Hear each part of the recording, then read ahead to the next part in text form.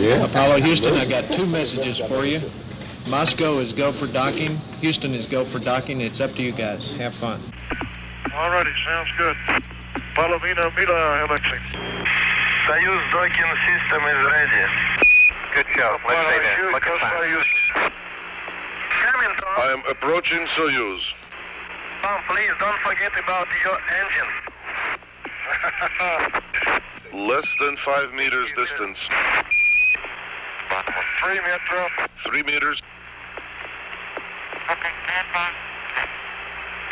3 metro. 1 meter.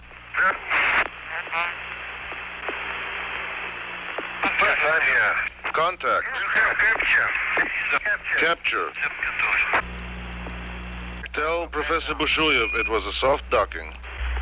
Well done, Tom. It was a good show. They are looking forward now to shaking hands with you in both Soyuz. All right, on a show. Открываю loop 3. Okay, the camera. Aha!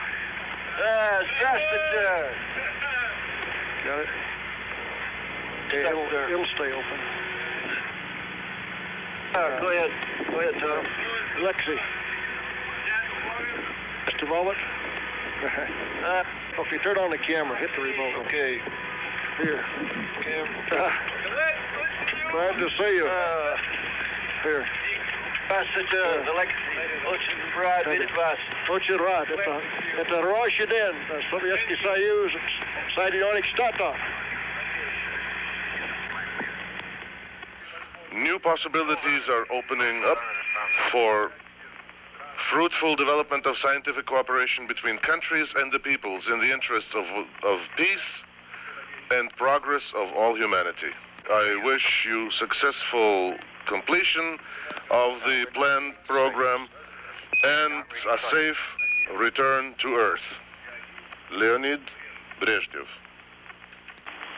The astronauts are on the line, sir.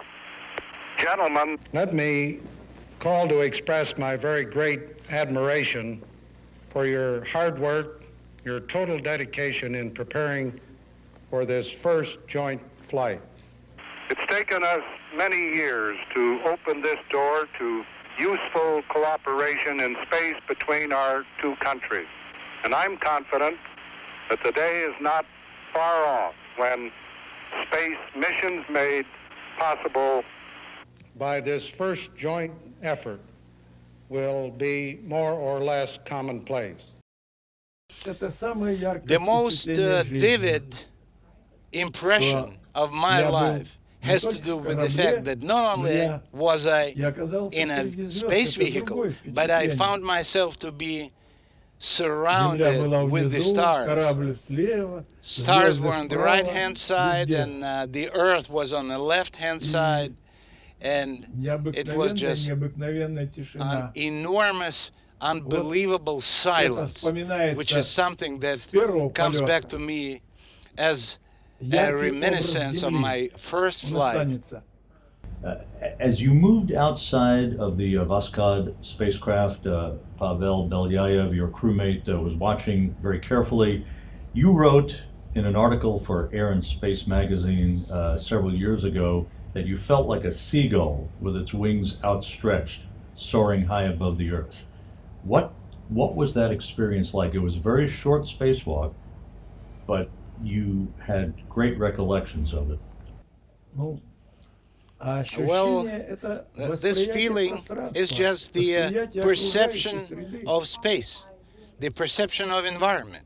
And what I saw, and I saw just half of the world, because we were 500 kilometers above the Earth. And nobody, even up until now, nobody is flying that high. So I saw a radius of half of the planet of Earth. And the ability to see the whole Earth as a globe, pretty much, is something that was extremely attractive. And I could easily recognize the Black Sea, the Crimea, Romania, Bulgaria, Italy, looking up a little bit, Baltic Sea, And it was all within minutes, if not seconds.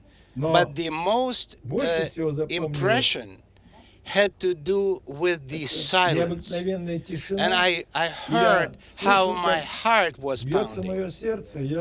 I could hear myself breathe. And I remembered Arthur Clarke and Stanley Kubrick, who, while doing this Space Odyssey, they worked a lot on the soundtrack. And the way the crew members used to breathe during this movie was very impressive. And the images that I have that show a person with his hands widespread, which is a symbolic representation of a seagull, although to me it's more like a paratrooper in a free flight. This analogy is closer to me personally. But once again, silence. The stars were very bright. There was a lot of them.